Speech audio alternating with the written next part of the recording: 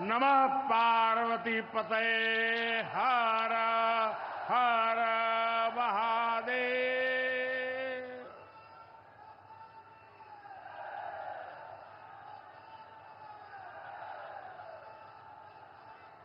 सावन के पावन महीने में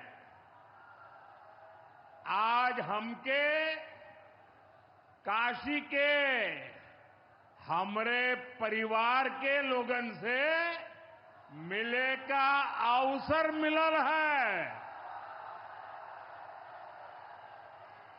हम काशी के हर परिवारजन के प्रणाम करत है।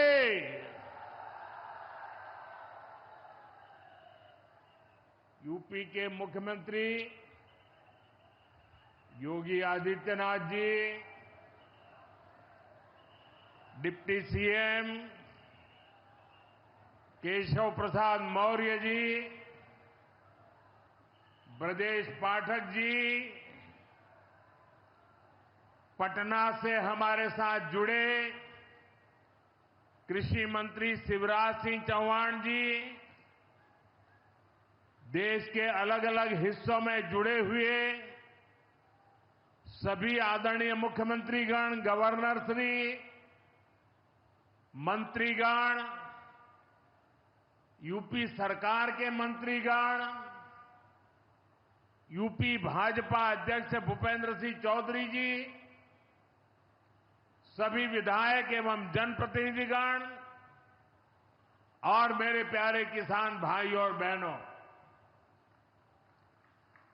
और विशेष रूप से काशी के मेरे मालिक जनता जनार्दन,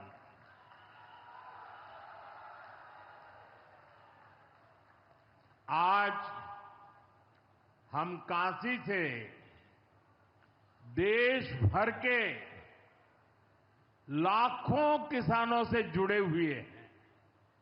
सावन का महीना हो, काशी जैसा पवित्र स्थान हो और देश के किसानों के साथ जुड़ने का अवसर हो, इससे बड़ा सौभाग्य क्या हो सकता है।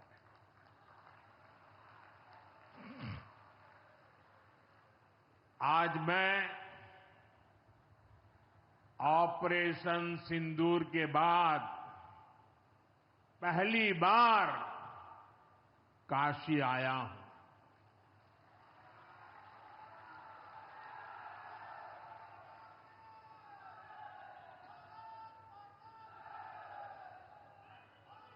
जब 22 अप्रैल को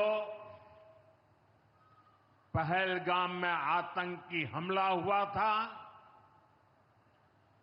26 निर्दोष लोगों की इतनी बेरहमी से हत्या कर दी गई। उनके परिवार की पीड़ा, उन बच्चों का दुख, उन बेटियों की वेदना, मेरा हृदय बहुत तकलीफ से भर गया था। तब मैं बाबा विश्वनाथ से यही मना रहा था कि सभी पीड़ित परिवारों को ये दुख सहने की हिम्मत दे। काशी के मेरे मालिकों, मैंने अपनी बेटियों के सिंदूर का बदला लेने का जो वचन दिया था, वो भी पूरा हुआ है। ये महादेव के आशीर्वाद से ही संभव हुआ है। मैं ऑपरेशन सिंदूर की सफलता को उनके चरणों में समर्पित करता हूं।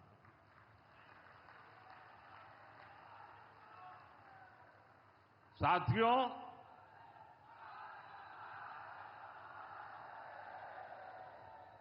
इन दिनों जब काशी में गंगा जल लेकर जाते हुए शिव भक्तों की तस्वीरें जब देखने का अवसर मिल रहा है, दिव्य तस्वीरें, और खासकर सावन के पहले सोमवार को जब हमारे यादव बंधु बाबा का जलाभिषेक करने निकलते थे, गौरी केदारेश्वर से कंधे पर गंगा जल लेकर यादव बंधुओं का समूह, कितना मनोरम दृश्य होता है। डमरू की आवाज, गलियों में कोलाहल, एक अद्भुत भाव विश्व पैदा होता है। मेरी भी बहुत इच्छा थी कि सावन के पवित्र महीने में बाबा विश्वनाथ और मार्कंडेय महादेव के दर्शन करूं, लेकिन मेरे वहां जाने से महादेव के भक्तों को असुविधा न हो, उनके दर्शन में बाधा न पड़े, इसलिए मैं आज यहीं से भोलेनाथ और मां गंगा को प्रणाम कर रहा हूं।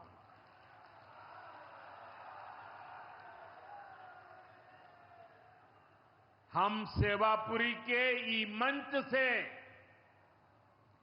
बाबा काशी विश्वनाथ के प्रणाम करत है। नमः पार्वती पते हर हर महादेव।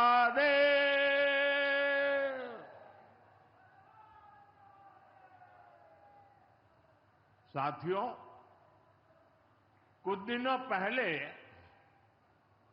मैं तमिलनाडु में था। मैं वहां 1000 साल पुराने एक ऐतिहासिक मंदिर गया था, गंगईकोंडा चोलापुरम मंदिर। ये मंदिर देश की शैव परंपरा का एक प्राचीन केंद्र है। ये मंदिर हमारे देश के महान और प्रसिद्ध महान राजा राजेंद्र चोल ने बनवाया था। राजेंद्र चोल ने उत्तर भारत से गंगा जल मंगवाकर उत्तर को दक्षिण से जोड़ा था। 1000 साल पहले अपनी शिव भक्ति और शैव परंपरा के जरिए राजेंद्र चोल ने एक भारत श्रेष्ठ भारत का उद्घोष किया। आज काशी तमिल संगमम जैसे प्रयासों के जरिए हम उसे आगे बढ़ाने का एक नम्र प्रयास कर रहे हैं।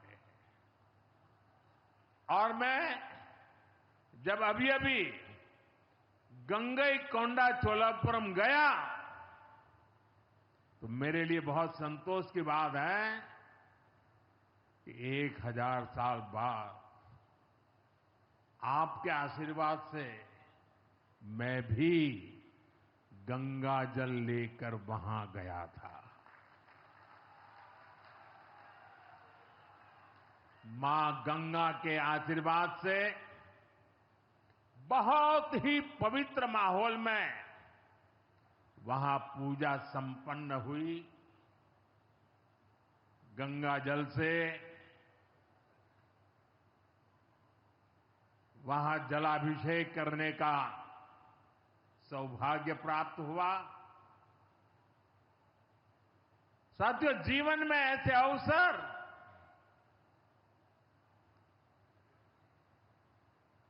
बहुत प्रेरणा देते हैं। देश की एकता की हर बात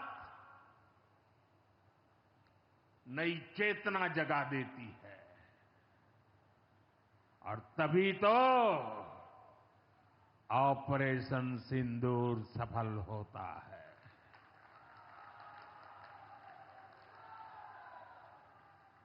एक 140 करोड़ देशवासियों की एकता ऑपरेशन सिंदूर की ताकत बन जाती है। साथियों, ऑपरेशन सिंदूर जवानों के पराक्रम का वो पल और आज किसानों को प्रणाम करने का अवसर। आज यहां एक विराट किसान उत्सव का आयोजन हो रहा है। देश के 10 करोड़ किसान भाइयों बहनों के खातों में 21,000 करोड़ रुपए पीएम किसान सम्मान निधि के रूप में भेजे गए हैं। और जब काशी से धन जाता है ना, वो तो अपने आप प्रसाद बन जाता है।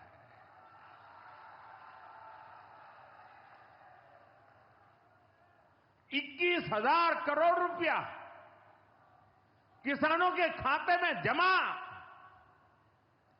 साथियों, आज यहां भी 2,000 करोड़ रुपए से ज्यादा की विकास परियोजनाओं का लोकार्पण और शिलान्यास भी हुआ है।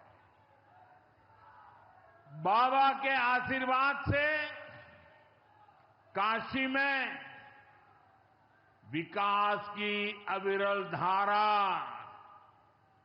मां गंगा के साथ साथ आगे बढ़ रही है। मैं आप सभी को, देश के किसानों को बहुत बहुत बधाई देता हूं। अभी कुछ ही दिन पहले काशी में सांसद टूरिस्ट गाइड प्रतियोगिता भी आयोजित की गई थी। यानी स्पर्धा के द्वारा स्किल डेवलपमेंट, स्वयं प्रयास से स्किल डेवलपमेंट, उसके अनेक प्रयोग आज काशी की भूमि में हो रहे हैं। आने वाले दिनों में काशी सांसद फोटोग्राफी प्रतियोगिता, सांसद रोजगार मेला समेत कई और आयोजन भी होने वाले हैं।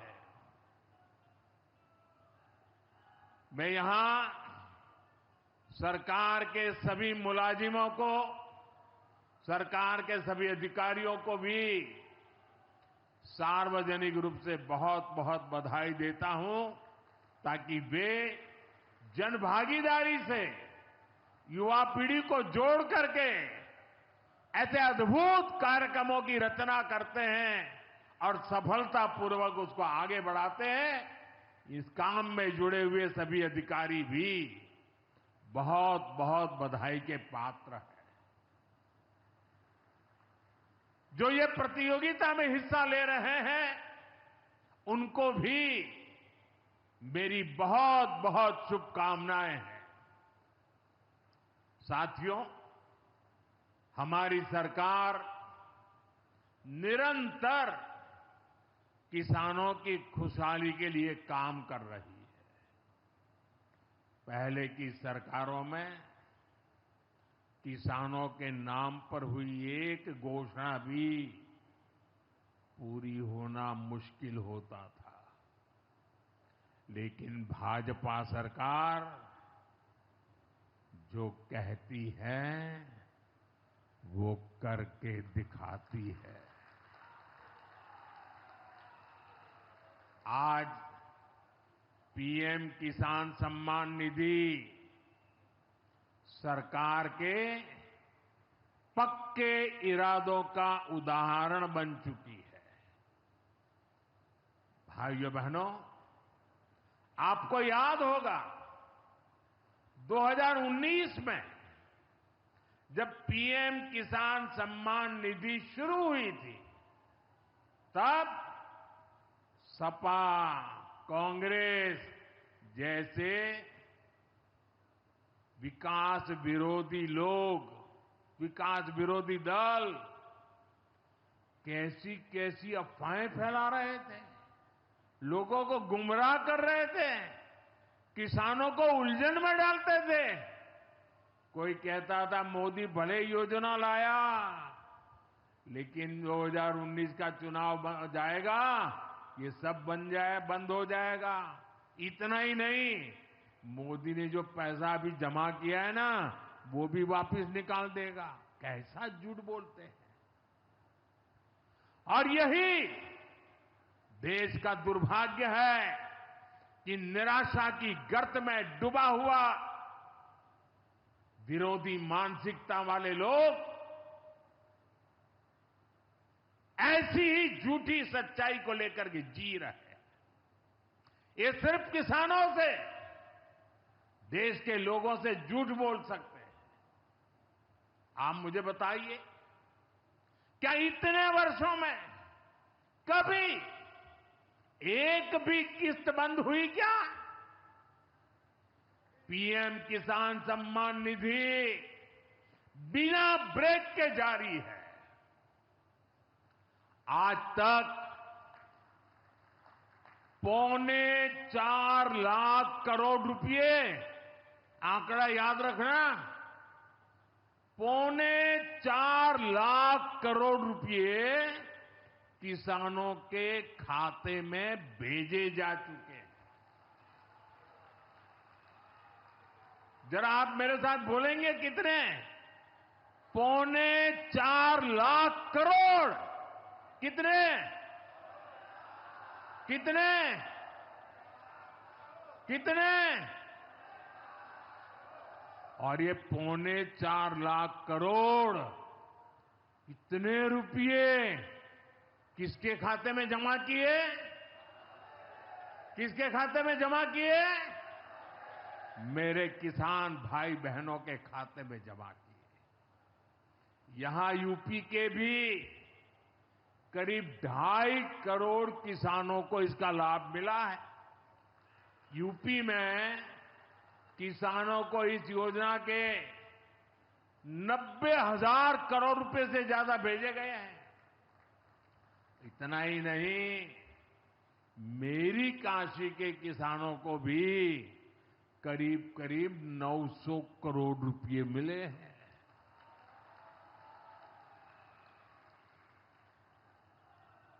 आपने ऐसा सांसद चुना कि आपके खाते में 900 करोड़ रुपया आया है। और इससे बड़ी बात, बिना किसी कट कमीशन के, कोई बिचौलिया नहीं, कोई कट नहीं, कोई कमीशन नहीं, कोई पैसे की हेरा फेरी नहीं, सीधे ये पैसे किसानों के खाते में पहुंचे हैं।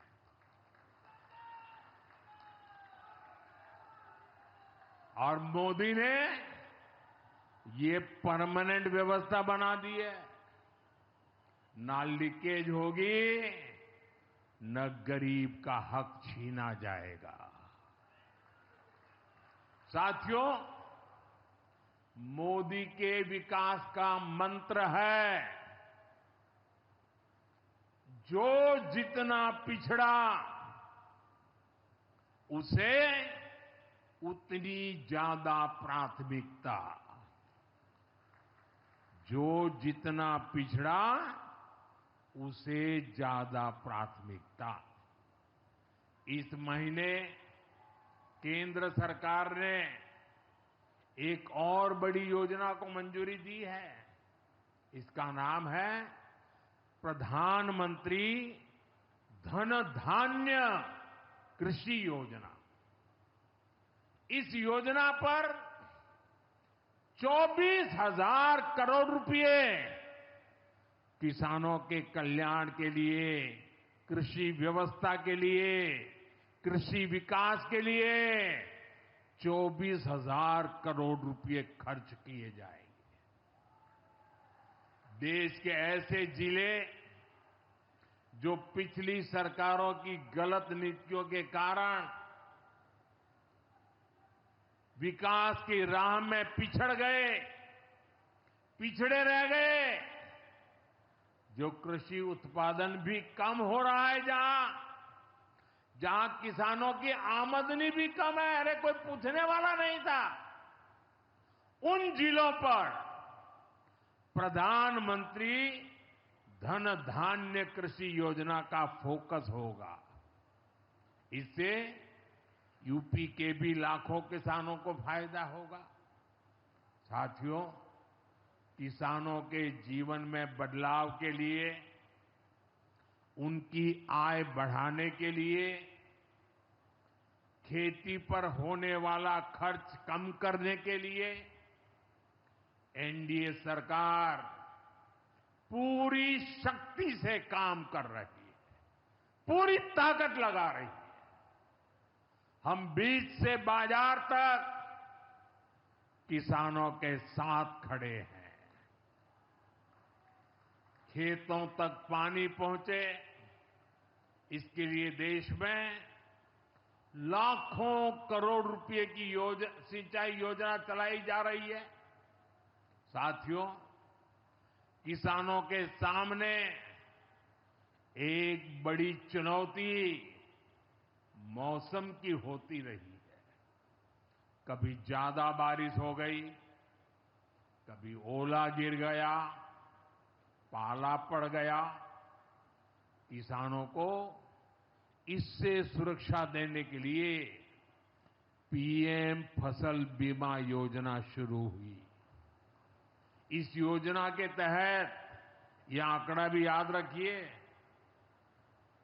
इस बीमा योजना के तहत अब तक 2.25 लाख करोड़ रुपए, 2.25 लाख करोड़ रुपए से ज्यादा का क्लेम किसानों को दिया जा चुका है।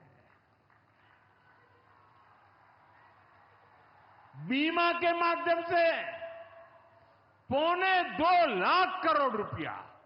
कितना बताएंगे? कितना? 2.25 लाख करोड़ रुपया। साथियों, हमारी सरकार यह भी सुनिश्चित कर रही है कि आपको आपकी फसल की सही कीमत मिले। इसके लिए फसलों की एमएसपी में रिकॉर्ड वृद्धि हुई है। धान और गेहूं जैसी प्रमुख फसलों की एमएसपी भी बढ़ाई गई है। आपकी उपज सुरक्षित रहे, इसलिए सरकार देश में हजारों नए गोदाम भी बनवा रही है। भाइयों बहनों, हमारा जोर कृषि अर्थव्यवस्था में महिलाओं की भागीदारी बढ़ाने पर भी है। हम लखपति दीदी अभियान चला रहे हैं। हमारा लक्ष्य देश में 3 करोड़ लखपति दीदी बनाने का है। 3 करोड़ लखपति दीदी। ये सपा वाले तो ये आंकड़ा सुनकर के ही साइकिल लेके भाग जाएंगे। अब तक 1.5 करोड़ से ज्यादा लखपति दीदी भी बन चुकी है। 3 करोड़ का लक्ष्य में से आधा काम पूरा कर लिया। 1.5 करोड़ गांव में काम करने वाली गरीब परिवार की, किसान परिवार की हमारी बहनें, 1.5 करोड़ बहनें लखपति दीदी बन जाए, ये बहुत बड़ा काम हो रहा है। सरकार के ड्रोन दीदी अभियान ने भी लाखों बहनों की आय बढ़ाई है। साथियों, हमारी सरकार कृषि से जुड़ी आधुनिक रिसर्च को खेतों तक पहुंचाने में भी जुटी है।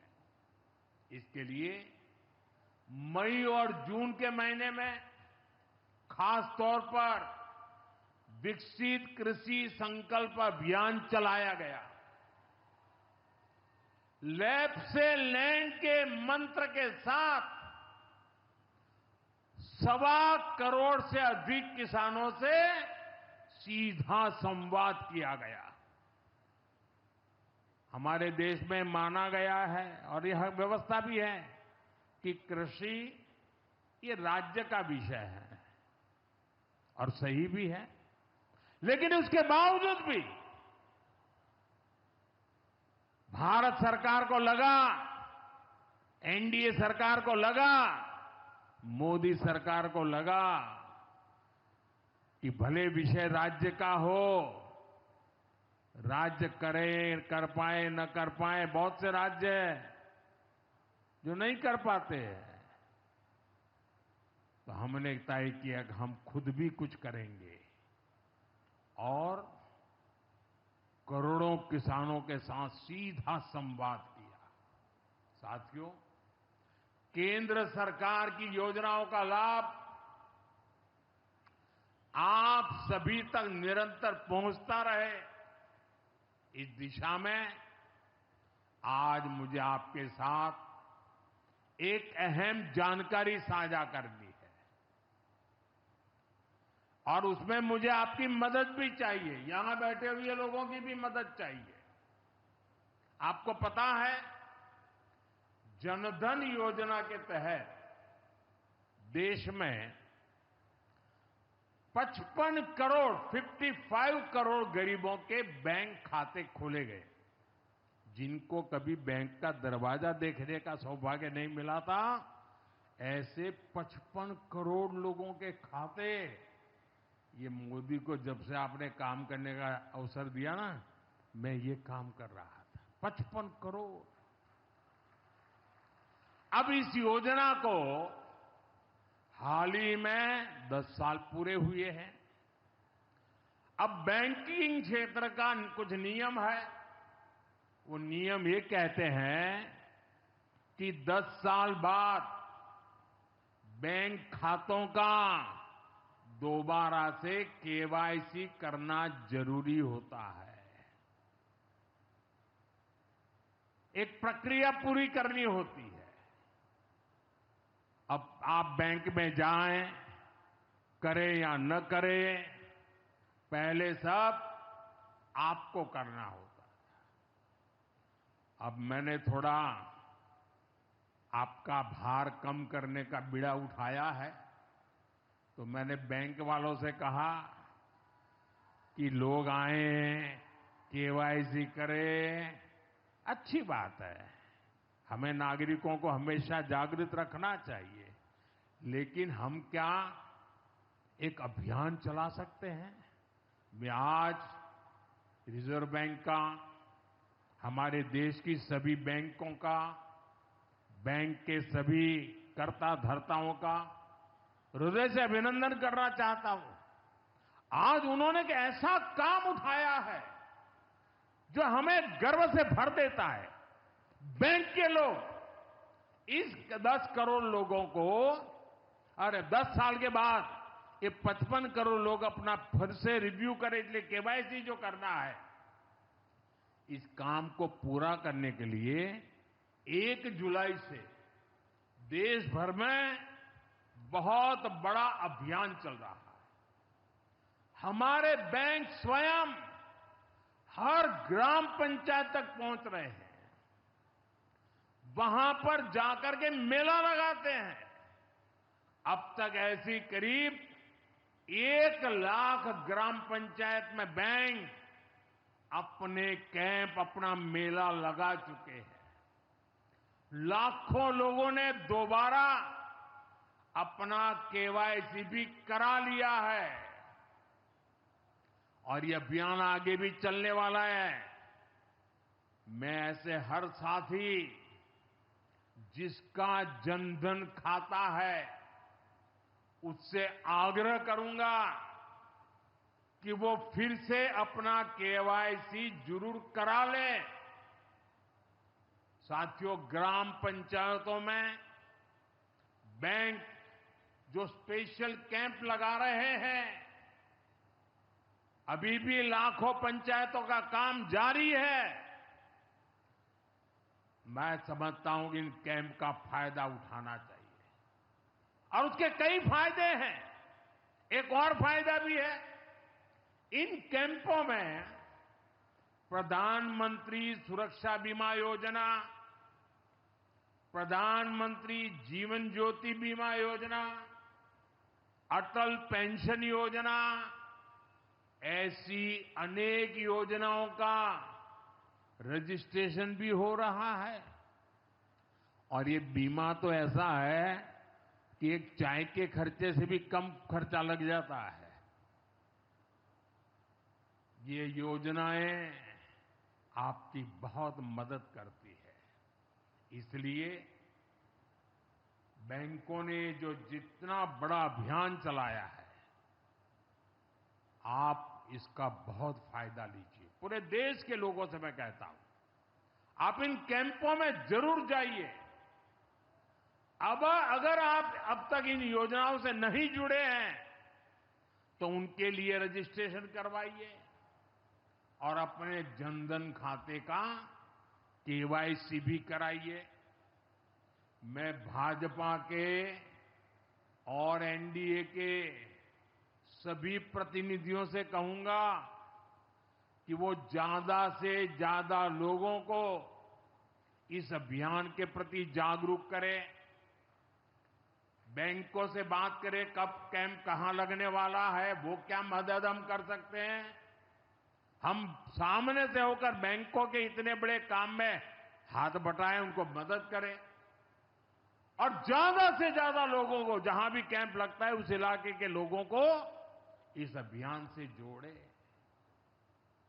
साथियों, आज महादेव की नगरी में विकास और जन कल्याण के इतने काम हुए। शिव का अर्थ ही होता है, शिव का मतलब ही है कल्याण। लेकिन शिव का एक रूप और भी है। शिव का एक रूप तो कल्याण है, शिव का दूसरा रूप है रुद्र रूप। सामने जब आतंक और अन्याय होता है तब हमारे महादेव रुद्र रूप धारण करते हैं। ऑपरेशन सिंदूर के दौरान दुनिया ने भारत का यही रूप देखा है। भारत पर जो वार करेगा वो पाताल में भी नहीं बचेगा। लेकिन भाइयों बहनों, दुर्भाग्य से ऑपरेशन सिंदूर की सफलता पर हमारे देश के कुछ लोगों को भी पेट में दर्द हो रहा है। ये कांग्रेस पार्टी और उनके चेले चपाटे, उनके दोस्त इस बात को पचा नहीं पा रहे कि भारत ने पाकिस्तान के आतंकी ठिकानों को तबाह कर दिया। मैं मेरे काशी के मालिकों से पूछना चाहता हूं, भारत की ताकत से आपको गर्व होता है कि नहीं होता है? ऑपरेशन सिंदूर से गर्व होता है कि नहीं होता है? आतंकियों के ठिकानों को नष्ट करने का आपको गर्व होता है कि नहीं होता है? साथियों, आपने वो तस्वीरें देखी होगी, कैसे हमारे ड्रोन्स, हमारे मिसाइल्स ने सटीक वार करके आतंक के हेडक्वार्टर्स को खंडहर बना दिया। पाकिस्तान के कई सारे एयरबेस तो आज भी आईसीयू में पड़े हैं। पाकिस्तान दुखी है, ये तो सब कोई समझ सकता है, लेकिन पाकिस्तान का ये दुख कांग्रेस और सपा से सहन नहीं हो पा रहा। उधर आतंक का आकार होता है, इधर कांग्रेस सपा वाले आतंकियों की हालत को देखकर रोते हैं। साथियों, कांग्रेस हमारी सेनाओं के पराक्रम का लगातार अपमान कर रही है। कांग्रेस ने ऑपरेशन सिंदूर को तमाशा कहा है। आप मुझे बताइए, सिंदूर कभी भी तमाशा हो सकता है क्या? हो सकता है क्या? क्या सिंदूर को तमाशा कोई कह सकता है क्या? हमारी सेना का पराक्रम और बहनों के सिंदूर का बदला तमाशा कहने की ये हिम्मत, ये निर्लज्जता, भाइयों बहनों, वोट बैंक और तुष्टीकरण की इस राजनीति में ये समाजवादी पार्टी भी पीछे नहीं है। ये सपा के नेता संसद में कह रहे थे, पहलगाम के आतंकवादियों को अभी क्यों मारा? अब बताइए, क्या उनको पूछ फोन करूं क्या? सपा वालों को मारूं क्या ना मारूं? कोई मुझे बताए भाई, सामान्य बुद्धि से बताए, क्या आतंकवादियों को मारने के लिए भी क्या इंतजार करना चाहिए क्या? क्या उन्हें भागने का मौका देना था क्या? ये वही लोग हैं जो यूपी में जब सत्ता में थे तब आतंकवादियों को क्लीन चिट देते थे, बम धमाके करने वाले आतंकियों से मुकदमे वापस लेते थे। अब उन्हें आतंकवादियों के मारे जाने पर परेशानी हो रही है। इन्हें ऑपरेशन सिंदूर के नाम पर परेशानी हो रही है। मैं इन लोगों को काशी की धरती से कहना चाहता हूं, ये नया भारत है।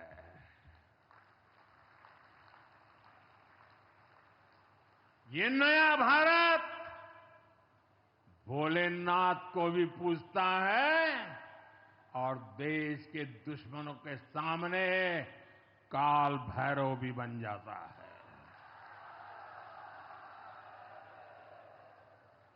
साथियों, ऑपरेशन सिंदूर के दौरान भारत के स्वदेशी हथियारों की ताकत पूरी दुनिया ने देखी है। हमारे एयर डिफेंस सिस्टम, हमारी स्वदेशी मिसाइलें, स्वदेशी ड्रोन्स, इन्होंने आत्मनिर्भर भारत की ताकत को साबित किया है। खासकर हमारी ब्रह्मोस मिसाइलें, इनकी दहशत भारत के हर दुश्मन के भीतर भर गई है। पाकिस्तान में कहीं यूं ही ब्रह्मोस आवाज आ जाए ना तो नींद नहीं आती। मेरे प्यारे भाई बहनों, मैं यूपी का सांसद हूं। यूपी के सांसद के नाते मुझे खुशी है कि वो ब्रह्मोस मिसाइलें हमारे यूपी में भी बनेगी।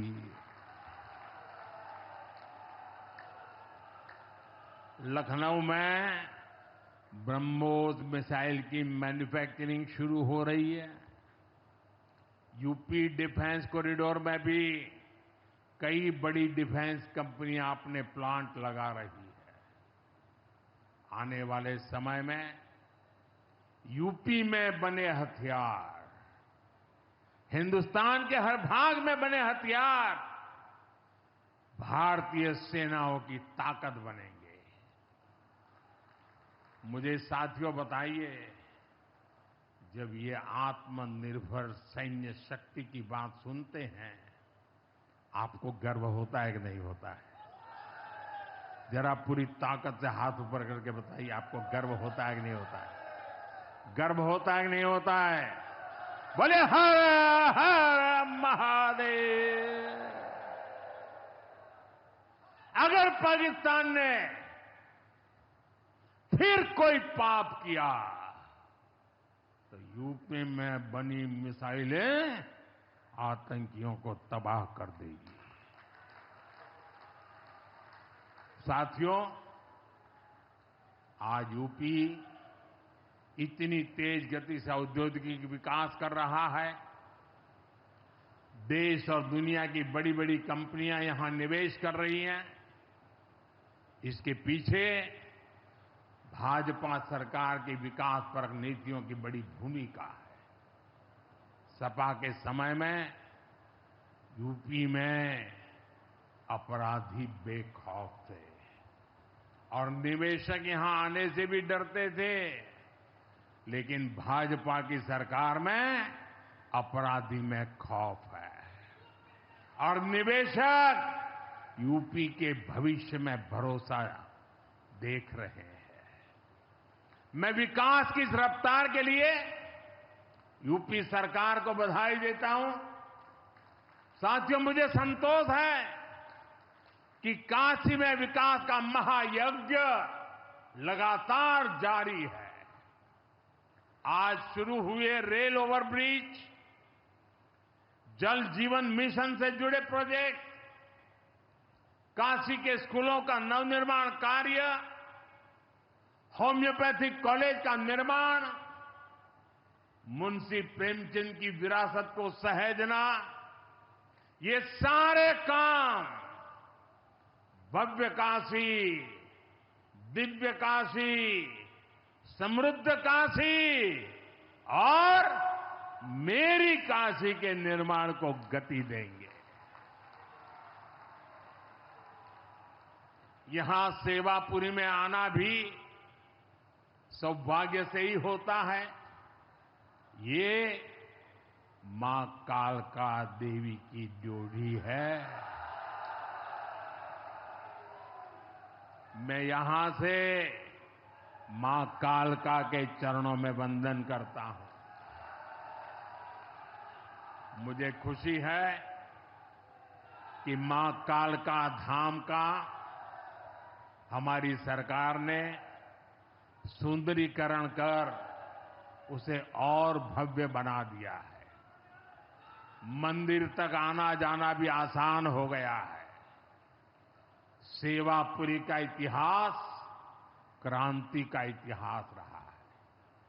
स्वतंत्रता संग्राम में यहां के अनेकों लोगों ने भागीदारी की थी। यही वो सेवापुरी है जहां महात्मा गांधी की कल्पना साकार हुई। यहां घर घर महिला पुरुष के हाथों में चरखा हुआ करता था। और सहयोग देखिए, अब चांदपुर से भदोई रोड जैसे प्रोजेक्ट से काशी के बुनकरों के साथ भदोही के बुनकर भी जुड़ रहे हैं।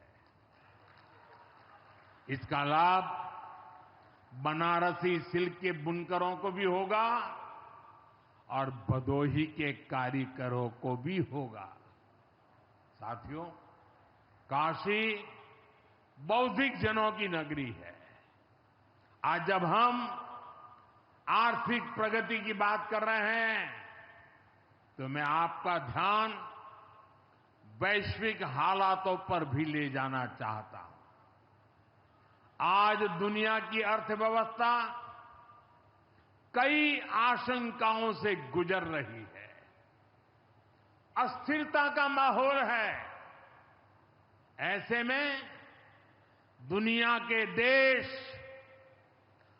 अपने अपने हितों पर फोकस कर रहे हैं। अपने अपने देश के हितों पर ध्यान केंद्रित कर रहे हैं। भारत भी दुनिया की तीसरी सबसे बड़ी अर्थव्यवस्था बनने जा रहा है। इसलिए भारत को भी अपने आर्थिक हितों को लेकर सजग रहना ही है। हमारे किसान, हमारे लघु उद्योग, हमारे नौजवानों के रोजगार, इनका हित हमारे लिए सर्वोपरि है। सरकार इस दिशा में हर प्रयास कर रही है, लेकिन देश के नागरिक के रूप में भी हमारे कुछ दायित्व है। और ये बात सिर्फ मोदी नहीं, हिंदुस्तान के हर व्यक्ति ने दिन में हर पल बोलते रहना चाहिए, दूसरे को कहते रहना चाहिए। जो देश का भला चाहते हैं, जो देश को तीसरे नंबर की इकोनॉमी बनाना चाहते हैं, ऐसा कोई भी राजनीतिक दल हो, कोई भी राजनेता हो, उसने अपने संकोच को छोड़ करके देश हित में हर पल, हर बार, हर जगह देशवासियों के अंदर एक भाव जगाना होगा, और वो है हम स्वदेशी का संकल्प लें। अब हम कौन सी चीजों को खरीदेंगे, कौन से तराजू से तोलेंगे? मेरे भाइयों बहनों, मेरे देशवासियों, अब हम कुछ भी खरीदें तो एक ही तराजू होना चाहिए। हम उन चीजों को खरीदेंगे जिसे बनाने में किसी न किसी भारतीय का पसीना बहा है। और जो चीज भारत के लोगों द्वारा बनी है, भारत के लोगों के कौशल्य से बनी है, भारत के लोगों के पसीने से बनी है, हमारे लिए वह स्वदेशी है। हमें vocal for local, vocal for local मंत्र को अपनाना होगा। हम संकल्प लें कि हम मेक इन इंडिया प्रोडक्ट्स को ही बढ़ावा देंगे। हमारे घर में जो कुछ भी नया सामान आएगा, मैं नए सामान की बात कर रहा हूं, हमारे घर में जो भी नया सामान आएगा वो स्वदेशी ही होगा। ये जिम्मेदारी हर देशवासी को लेनी होगी। और मैं आज मेरे व्यापार जगत के भाई बहनों से विशेष आग्रह करना चाहता हूं। मैं मेरे दुकानदार भाई बहनों से आग्रह करना चाहता हूं, जब दुनिया इस प्रकार से अस्थिरता के माहौल से गुजर रही है, तब हम भी, चाहे व्यापार हो, छोटी दुकान हो, कारोबार करते हो, अब हम हमारे यहां से सिर्फ और सिर्फ स्वदेशी माल ही बेचेंगे। साथियों, ये स्वदेशी माल बेचने का संकल्प भी देश की सच्ची सेवा होगा। आने वाले महीने त्योहारों के महीने हैं। दिवाली आएगी, बाद में शादियों के समय आएगा। हर पल अब स्वदेशी ही खरीदेंगे।